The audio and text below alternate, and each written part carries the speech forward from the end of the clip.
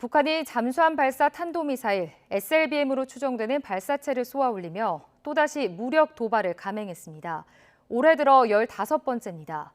새 정부 출범을 사흘 앞두고 연쇄 도발을 감행해 남북 관계 주도권을 잡으려는 의도로 분석됩니다. 신준명 기자입니다. 한미 군 당국이 북한의 SLBM 추정 발사체를 포착한 건 낮 2시 7분쯤입니다.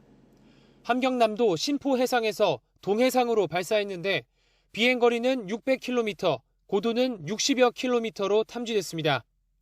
SLBM은 잠수함에 탑재된 상태로 수중에서 발사돼 탐지와 요격이 어렵습니다. 그래서 전쟁의 판도를 바꾸는 게임 체인저로도 불립니다.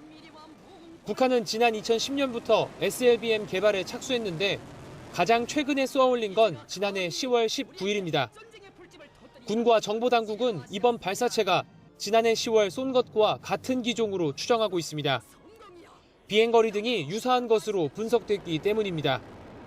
다만 정확한 재원을 파악하기 위해 추가 분석을 진행하고 있는 것으로 전해졌습니다.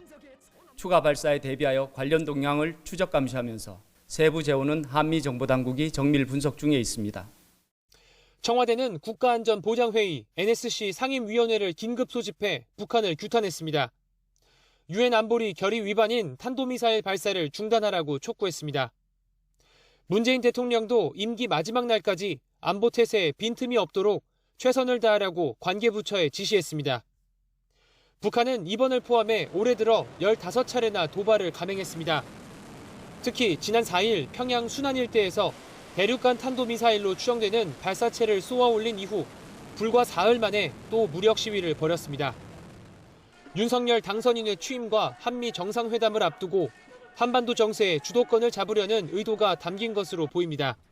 새 정부 출범과 한미 정상회담을 앞두고 북한 자신이 한반도 문제를 주도하고 있다는 것을 과시하려는 그런 전략적 의도가 함께 담겨 있는 것으로 보여집니다. 군과 정보당국은 새 정부 출범 전후로 북한이 핵실험 등 추가로 도발할 수도 있다고 보고 대북 감시를 강화하고 있습니다. YTN 신준명입니다.